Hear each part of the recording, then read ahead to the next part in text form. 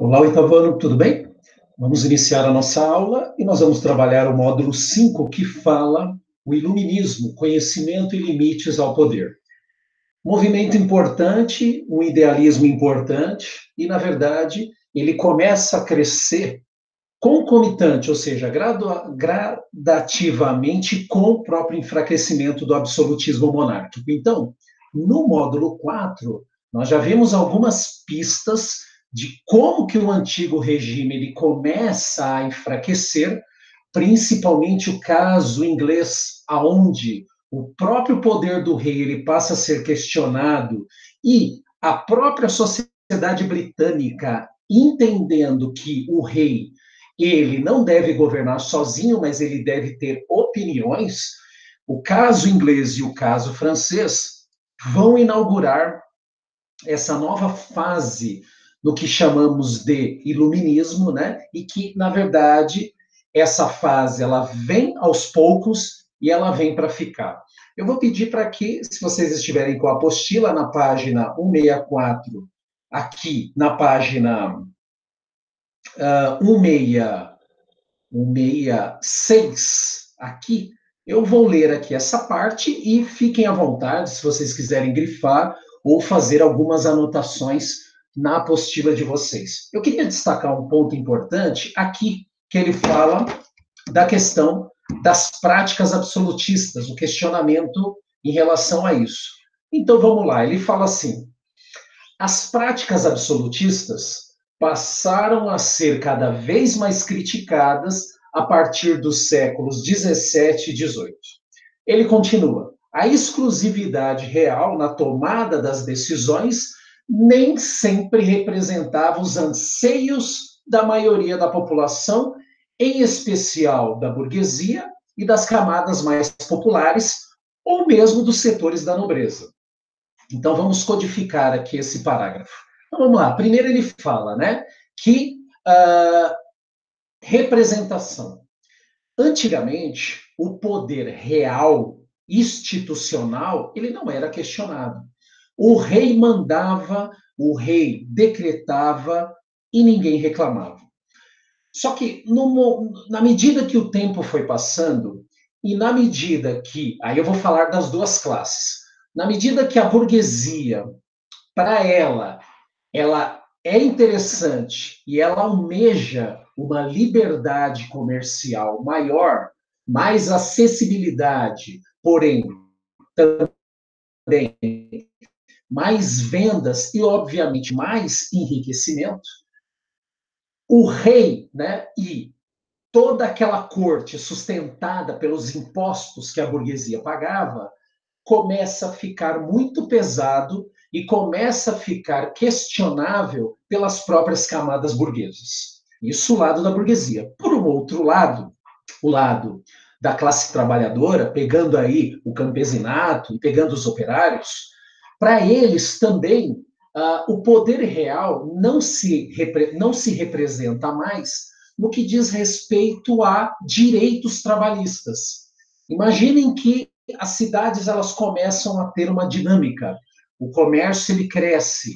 Na medida que o século XVIII, né, 17 e 18, mas principalmente o 18, na medida que a industrialização ela começa a ganhar campo e ela vai se desenvolvendo, essa classe trabalhadora, esse camponês que virou operário, ele começa a se organizar no chão da fábrica, também querendo ser ouvido, querendo ter condições de trabalho, querendo ter um ambiente melhor de trabalho e querendo ter condições de trabalho e salário um pouco mais confortável mediante aquela situação que eles estavam vivendo.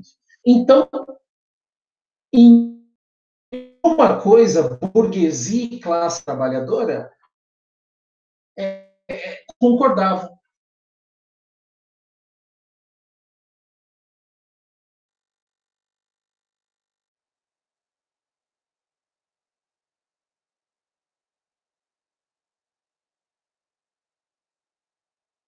Sentido.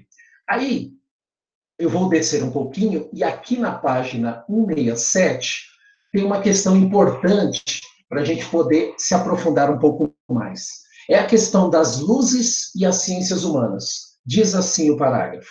Os iluministas, primeiro vamos dar nome. Quem são os iluministas? Os iluministas são os pensadores da época que entendem que a ciência, entendem que a razão, que a liberdade do pensar, entendem que esses são os instrumentos necessários para que a sociedade ela possa avançar. Esses pensadores, eles entendem também que o poder real, ele limita a capacidade do ser humano de criar, de desenvolver outras técnicas, seja no trabalho, ou seja, pensando em leis, né? Pensando em leis. Então, esses pensadores, eles vão olhar para o antigo regime, eles vão olhar para a Idade Média e são eles que vão intitular que a Idade Média é um período das trevas. Entenda que esse pré-julgamento, isso foi colocado, isso foi criado por esse grupo para dizer que era um período a ser superado. O que nós não podemos cair na armadilha de olhar para a Idade Média e, como é que eu posso dizer, reproduzir que foi um período de trevas, porque não foi.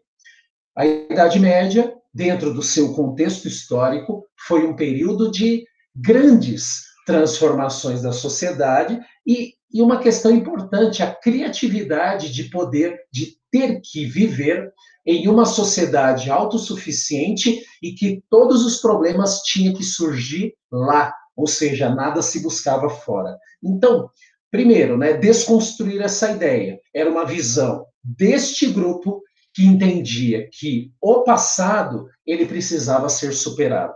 Aqui tem um trecho que eu gostaria de ler para vocês, importante, que ele fala o seguinte: os iluministas desenvolveram um amplo saber em várias áreas do conhecimento, rompendo com um pensamento até então dominado pela religião. Para isso, elegeram como principal forma de resolução de problemas o uso do método científico. E aí eu faço um parênteses.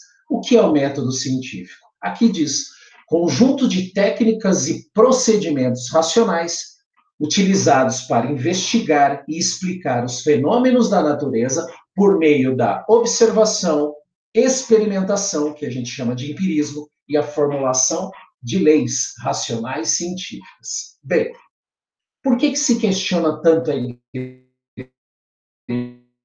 nesse período? Bem, vamos lá. As colonizações, a própria Revolução Industrial, o contato com outros povos, o aprendizado científico que a observação proporcionou a todo esse contexto histórico, as invenções, as inovações tecnológicas na época, tudo isso acabou alimentando, fomentando esses grupos a dizer o seguinte: ora, a monarquia, ela nos prende ao pensar, e a religião também, ela nos doutrina, não dando a liberdade do pensamento. Por isso que este grupo era um grupo a favor exatamente do que? Da liberdade racional, do investimento metodológico na ciência. E isso, é claro, começa a ficar mais forte porque eu tenho interesses econômicos por parte da burguesia, mas a massa da população também quer o seu lugar ao sol, então eu vou ter várias classes sociais que começam a se enganjar conscientemente ou inconscientemente nesse processo iluminista de querer romper ideologicamente com o passado medieval e romper ideologicamente com a religião. E eu avanço mais um pouquinho e paro aqui, né, na página 168, onde ele fala o seguinte. Eu vou ler um trechinho e vou aprofundar a nossa discussão em cima disso, que ele diz assim: todas as ciências, o título, As Luzes e as Ciências da Natureza, todas as ciências se apoiaram no pensamento iluminista. Naquele momento, os astrônomos e matemáticos determinaram a distância entre o planeta e a Lua, a forma elíptica do planeta, o achatamento dos polos e uma série de coisas. Olha aqui, continuando, para finalizar essa parte. Os físicos inventaram o termômetro de mercúrio e estudaram os fenômenos elétricos. Então, aí eu tenho a figura, obviamente, do grande Franklin, né, que acabou fazendo testes e descobrindo através das descargas elétricas, né? Então, tudo isso passa a ser investido, as pessoas começam a ficar famosas nesse sentido, e é claro, a sociedade ela vai querendo mais. Então, as luzes, ou o pensamento iluminista, ou o movimento iluminista, ele chega e chega para ficar. Tanto ele vai ficar que ele será um movimento revolucionário. Ao passo, isso nós vamos ver um pouco mais para frente, ao passo de tirar o poder monárquico e instituir uma república, né? E aí nós vamos ter esses movimentos, eles terão como final exatamente a troca, né? A limitação do poder, mas um poder mais racional. Poder racional esse que não deve ficar na mão de uma pessoa, mas ele deve ser tripartido, ou seja, ele deve ter um lado executivo, ele deve ter um lado jurídico e ele deve ter um lado legislativo, entendendo que a especialidade somada à racionalidade são os caminhos para uma nova sociedade em construção. Então, gostaria de parar aqui nesse momento e depois, na próxima aula, nós vamos continuar com esse assunto, né? E nós vamos aprofundar cada vez mais neste tema chamado, um tema importante para a história, chamado iluminismo. Quero agradecer e até a nossa próxima aula.